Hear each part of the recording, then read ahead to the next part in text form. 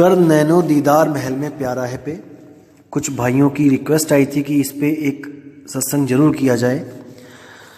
दोस्तों, मैं आपको बताना चाहूँगा कि ये जो शब्द कबीर साहब का है, ये वो शब्द है जिस पे लगभग सारे आध्यात्मिक गुरुओं का ज्ञान टिका हुआ है, इसी शब्द पे।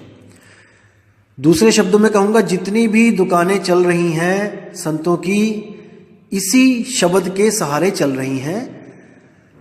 ये ऐसा शब्द है जिसमें चारों चालें जो मैंने बताई थी आपको कि चींटी की, मकड़ी की, मछली की और विहंगम चाल, चारों चालों का जिक्र इसी एक शब्द में है। दोस्तों, विवेक के द्वारा इसको अलग अलग आपने करना है, मैं आपकी केवल मदद करूंगा। तो दोस्तों, शुरू करते हैं। और शुरू करने से पहले मैं आपको एक बात और बता दूं कि इसमें शुरू में कुछ योगिक क्रियाएं भी हैं। जो हमारे पुराने महर्षि जो योगी थे, वो ये जो हैं क्रियाएं करवाते थे भक्ति शुरू करवाने के लिए, शरीर की उम्र बढ़ाने के लिए और ध्यान लगवाने के लिए। तो दोस्तों, शुरू करेंगे। कर नैनो दीदार महल में प्यारा है, यानी कि हे जीव, महल में दीदार करो, महल में प्यारा बैठा है। दोस्तों, आपको बताना चाहूंगा कि ये जो वाणी है, ये चेतावनी वाणी है, ये भाव भक्ति वाली वाणी नहीं है कि अपने परमात्मा के बारे में बताया जा रहा है। यहाँ पे ये चेतावनी वाणी है जीव को। कहने का मतलब कि कबीर साहब ने जब देखा कि सब के सब जितने भी योगी, सिद्ध, तपी, जपी, सन्यासी हैं, वो सब कहां कहां उलझ गए इस शरीर में, उन लोगों को डायरेक्ट मना ना करके कि आप ये मत करो, आप ये मत करो, उन्होंने इस शब्द की रचना कर डाली और सभी का ज्ञान उठा के इस शब्द में रच डाला। अब दोस्तों, याद रखना कि इस शब्द में जो कुछ भी बोला जा रहा है कि करो, दोस्तों, उसका मतलब है मत करो, क्योंकि ये चेतावनी वाणी है। जैसे कोई बच्चा है, उसको उसकी मां मना कर रही है कि बेटा गली में मत जाना, वहां पे कुत्ता खड़ा है, काट लेगा। वो बच्चा नहीं माना और चला गया। अब उसको कुत्ते ने काटा तो रोता हुआ घर पे आया, तो मां क्या कह रही है, जा और जा गली में। तो इसका मतलब वो ये नहीं कहना चाहती कि दोबारा चला जा गली में कुत्ते से कटवाने। वो कह रही है कि तुझे मना कर रही हूं, मैं मना किया था ना, मत जा। तो ये चेतावनी वाणी है, इसको समझना पड़ेगा आपको। वो मैं आपको उदाहरण देता रहूंगा कि कैसे, कहां पे क्या समझने वाली बात है, मैं बताता रहूंगा आपको। तो शुरू करते हैं। कर नैनो दीदार महल में प्यारा है, काम क्रोध मद लोभ बिसारो, सील संतोष क्षमा सत धारो, मद मास मिथ्या तज डारो, हो ज्ञान घोड़े असवार, भरम से न्यारा है, कर नैनो दीदार महल में प्यारा है। अब इस पहली कली में कबीर साहब ने एक बात क्लियर कर दी कि चारों चालों में जाने के लिए, चाहे आप कोई भी चाल को पकड़ो, कैसा भी गुरु धारण करो, पहली कली में उन्होंने बेसिक क्लियर कर दिया कि आपको क्या क्या करना पड़ेगा। काम क्रोध मद लोभ बिसारो, यानी काम क्रोध मद लोभ को तजना पड़ेगा। सील संतोष क्षमा मत धारो, अपने आप को शील बनाना पड़ेगा। संतोष यानी कि ज्यादा माया के पीछे नहीं भागना है, पैसों के पीछे नहीं भागना है पागलों की तरह। संतोष के बाद क्षमा करना सीखना है। सत धारो, और सत्य को हमेशा विवेक के द्वारा परख के उसको अपनाना है। मद मांस मिथ्या तज डारो, मीट मांस मछली जो भी है, इसको झूठ बोलना छोड़ दो। हो ज्ञान घोड़े असवार, भरम से न्यारा है, ज्ञान के घोड़े दौड़ाना शुरू कर दो, उस पर बैठ जाओ और भ्रमों से बाहर निकल जाओ। अब जो ये पहली कली में जो ज्ञान बताया है कबीर साहब ने, ये ज्ञान हर पंथ का बेसिक ज्ञान है। यानी कि कोई भी गुरु धारण करने से पहले ये चीजें आपको करनी पड़ेंगी। मीट मांस, दारू, मच्छी, अंडा, सिगरेट, तंबाकू, बीड़ी, जर्दा, हुक्का सब खत्म करना पड़ेगा।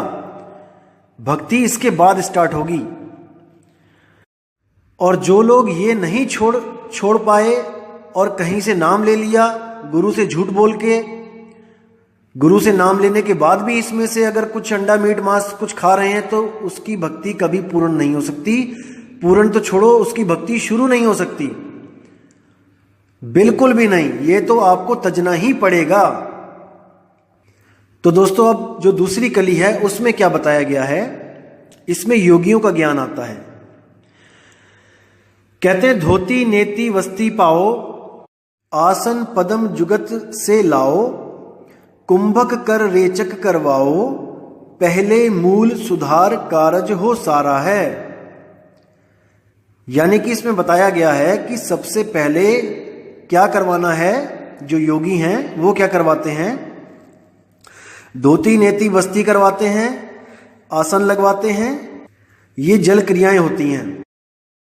धोती में 3-4 उंगल जो चौड़ा कपड़ा होता है और 7-8 हाथ लंबा जो कपड़ा होता है, उसको पानी के साथ निगल लिया जाता है और कुछ देर के बाद उसको जैसे निगला है वैसे ही खींच के बाहर निकाल दिया जाता है और उसी के साथ पेट की जितनी भी गंदगी होती है वो बाहर आ जाती है। बस्ती में क्या होता है, बस्ती में गुदा द्वार से पानी को अंदर डाला जाता है और जो वहां पर मल जो जम गया होता है उसको उसी द्वार से बाहर निकाल दिया जाता है। और नेति में एक रेशम की डोर होती है जिसको योगी नाक में से डाल के गले से निकाल लेते हैं।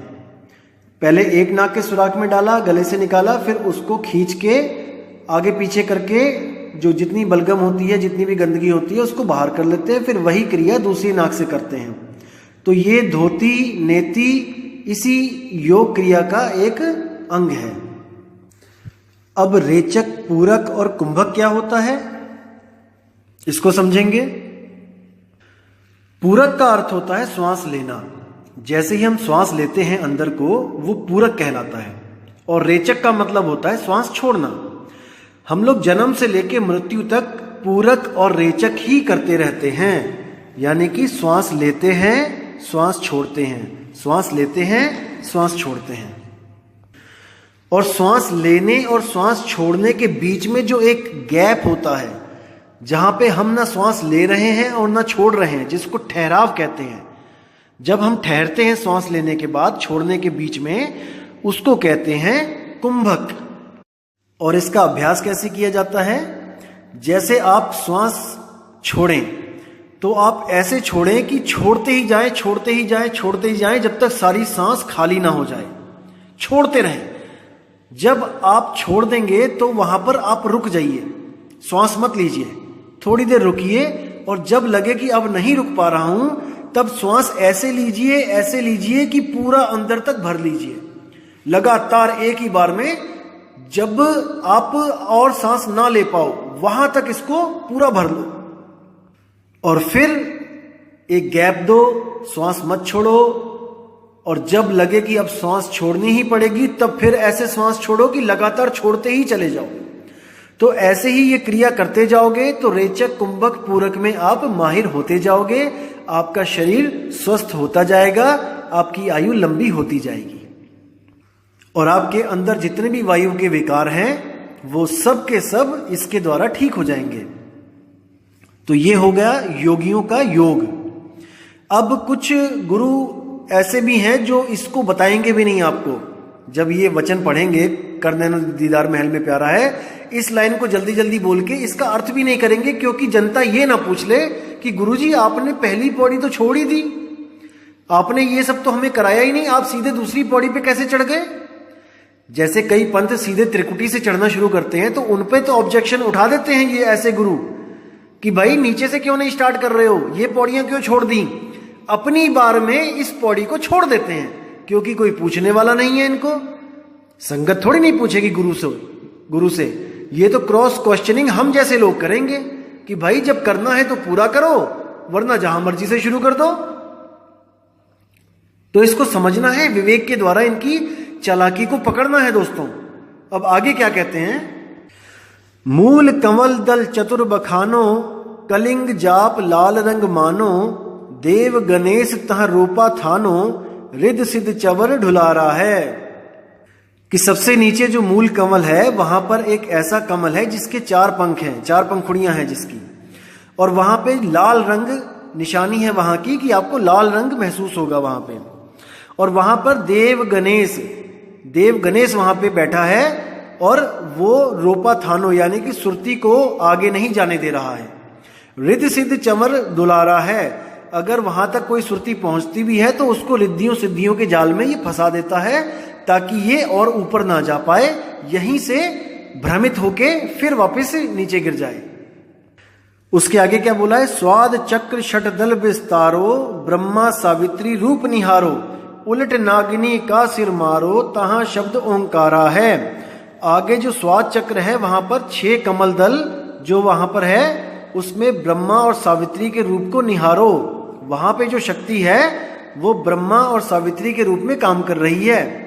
जैसे गणेश जी की जो शक्ति है, जो चक्र है, उसका क्या काम है, उस चक्र का काम है आपके पेट में जितनी भी गंदगी है उस गंदगी को साफ करना। जैसे सबसे पहले गणेश को मनाया जाता है, आपने देखा होगा कोई भी पूजा पाठ होती है सबसे पहले गणेश की पूजा करवाई जाती है। उसका क्या राज है दोस्तों, अब हिंदू लोग तो गणेश की पूजा कर लेंगे, मुसलमान, अफ्रीकन, अमेरिकन, जापानीज ये तो गणेश की पूजा नहीं करते हैं, तो यानी कि इनकी सारी पूजा बेकाम है, वो सफल ही नहीं हुई, क्योंकि बिना गणेश की पूजा करे कोई पूजा सफल ही नहीं होती है। तो दोस्तों ये वो पूजा नहीं है जो आप सोच रहे हो कि थाली घुमाएंगे आरती लगाएंगे, नहीं। गणेश जी का कार्य होता है कि जितना भी पेट का जो मल होता है, गंदगी होती है, उसको बाहर निकालना। अगर आप योग क्रियाओं को देखोगे तो एक गणेश क्रिया भी होती है। अगर आपकी दिनचर्या में सबसे पहले सुबह उठ के पहला कर्म पेट की सफाई करना है, तब तो आप बहुत अच्छा बाकी कर्म भी करते रहोगे। अगर आप सुबह उठ के पहले फ्रेश नहीं होते हो दोस्तों, तो आपको कब्ज की प्रॉब्लम होगी और भी कई ऐसी प्रॉब्लम होंगी कि आपको मल त्यागने में प्रॉब्लम आने लगेगी। तब गणेश क्रिया यूज की जाती है। उसमें क्या होता है, उंगली ली जाती है, उंगली में तेल लगा के, जो बड़ी वाली उंगली है उसमें तेल लगा के गुदा के अंदर डाल के क्लॉकवाइज और एंटी क्लॉकवाइज बड़े सावधानी से घुमा के गंदगी को बाहर निकालना होता है। तो ये तब किया जाता है जब आपका स्वास्थ्य ठीक ना हो, ये गणेश क्रिया होती है। तो बाकी जितने पाकिस्तानी हैं, अमेरिकन हैं, ये लोग हैं, ये गणेश को कैसे मनाएंगे भाई? सुबह सुबह जाके फ्रेश होना ही गणेश को मनाना कहलाया जाता है। थालियां लेके घुमाना नहीं, या कोई कलिंग जाप नहीं। गणेश मनाना यानी कि सुबह उठ के सबसे पहले अपना पेट साफ करना, ताकि बाकी के जितने भी कर्म है, जितनी भी पूजा है, जैसे पेट पूजा है, कर्म ही पूजा है, बाकी सारे कर्म इस गणेश क्रिया के, इस मल त्यागने के बाद करने हैं। तब आपका स्वास्थ्य एकदम ठीक रहेगा। तो बाहर के जितने भी लोग हैं वो सुबह फ्रेश होके गणेश को मनाते हैं ताकि उनके बाकी काम सफल हो जाएं, नहीं तो सारा ध्यान यहीं पे फंसा रहेगा कि आज मैं सुबह गया ही नहीं। अब आगे जो बताया कि स्वाद चक्र में जो ब्रह्मा सावित्री है वो क्या है, वो कैसे काम करता है वो चक्र? ब्रह्मा सावित्री ही वो चक्र है जिससे शादी के बाद संतान उत्पत्ति होती है। ब्रह्मा बीज डालता है कहां पर? खेत में, और वहां से सृष्टि का विस्तार करता है, गर्भ में बच्चा पैदा करता है। और वहां का मंत्र बताया गया है ओमकार, ओंकारा। आगे कहते हैं नाभि अष्ट कमल दल साजा, श्वेत सिंहासन विष्णु विराजा, हिरिंग जाप तासु मुख गाजा, लक्ष्मी शिव आधारा है। अब यहां बताया गया है कि नाभि में 8 पत्तों का कमल है और वहां के जो धनी हैं वो विष्णु जी हैं। और उनका क्या कार्य है कि जो भी बच्चा गर्भ में ब्रह्मा जी ने पैदा किया है उसको अंदर ही अंदर खाना पीना पहुंचाना। आपने देखा होगा बच्चे के नाभि से माँ के शरीर को जोड़ दिया जाता है। जब वो गर्भ में होता है 9 महीने तक, तो उसका खाने पीने का सारा इंतजाम विष्णु जी करते हैं। और जब वो बच्चा बाहर आ जाता है तो उसको काट दिया जाता है, उसकी जो नाड़ी होती है, और वो जो खाना खाता है वो भी डायरेक्ट पेट में जाता है नाभि के पास, और वहां से ही उसका रस निकाला जाता है। जो कुछ भी वो खाता है वो सारा कार्य विष्णु जी का है। और वहां का जो जाप है, जो लोग योगी वहां का जाप करते हैं, वहां सिद्धियां जो प्राप्त करते हैं, वो हीरिंग जाप है वहां पे। और इसका जो आधार है वो शिव आधारा, यानी कि हृदय कमल से सारी पावर वो लेता है। अब आगे चलते हैं, आगे क्या बोलते हैं? द्वादश कमल हृदय के माही, जंग गौर शिव ध्यान लगाही, सोहंग शब्द तहां धुन छाई, गण करे जय जयकारा है। अब आगे जो हृदय कमल है वहां पर 12 पत्तों का जो है वहां पे कमल है, और वो स्थान है शिव और पार्वती का। अब वहां पर उनका क्या कार्य होता है? आपने देखा होगा कि शिव जी के पास जो डमरू है, वो डमरू चलता है कैसे? डम डम डम डम। तो वही जो शिव जी का जो मेन कार्य है वो है दिल की धड़कन जो डमरू की तरह चलती है, धक धक धक धक, उसको रोकना, यानी कि संहार करना। जो ब्रह्मा जी ने पैदा किया है, जिसकी विष्णु जी पालना कर रहे हैं, उसी को संहार करना शंकर जी का कार्य है। याद रखना दोस्तों, इस दुनिया में कोई भी आदमी ऐसा नहीं है जो बिना हार्ट अटैक के मरता है। हार्ट अटैक का मतलब यह है कि दिल की धड़कन रुक जाना। आपकी दिल की धड़कन चल रही हो और आपका दिमाग डेड है, आपके हाथ पैर सब कुछ कोमा में, सब दिमाग कोमा में, सब कुछ जीरो है, लेकिन आपकी दिल की धड़कन चल रही है, तो आपको डेथ सर्टिफिकेट नहीं दिया जाएगा। डेथ सर्टिफिकेट उसका ही मिलेगा जिसका संहार शंकर जी ने कर दिया है, जिसका डमरू शंकर जी ने रोक दिया है। और शंकर जी का तांडव क्या होता है? जब भी किसी की मौत आती है या जब भी कोई किसी को मारने जा रहा होता है, तब उसकी धड़कन 10 गुना स्पीड से भाग रही होती है। वही तांडव नृत्य है शंकर जी का।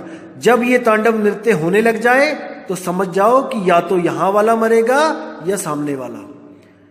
जैसे किसी का झगड़ा हो तो दिल की धड़कन सुपर फास्ट हो जाती है, और इन दोनों में से एक को तो शंकर खत्म ही करेगा। अब कहते हैं कि वहां का जो शब्द है वो है सोहंग शब्द, और वहां पे उनकी जय जयकार हो रही है। जो लोग इन कमलों को भेद के ऊपर चढ़ते हैं, उनको वहां पे ये सारे नजारे सुरती को दिखाए जाते हैं, ये भरमजाल सारा दिखाया जाता है।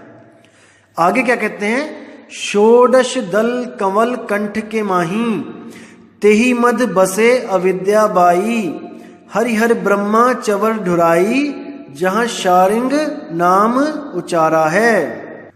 यानी कि जो कंठ कमल है वहां पर 16 पत्रों का जो है कमल खिला हुआ है, और उसमें अविद्या बाई यानी कि शेरावाली माता का ही एक रूप अविद्या बाई बोला है, जो विद्या की देन है, जो देती है। यानी कि कंठ में विद्या, अविद्या बाई के रूप में, सरस्वती के रूप में शेरावाली विराजमान है। अब उस कंठ में उसका क्या कार्य होता है? जितनी भी दुनिया की भाषाएं हैं वो अविद्या बाई गले से बुलवाती है,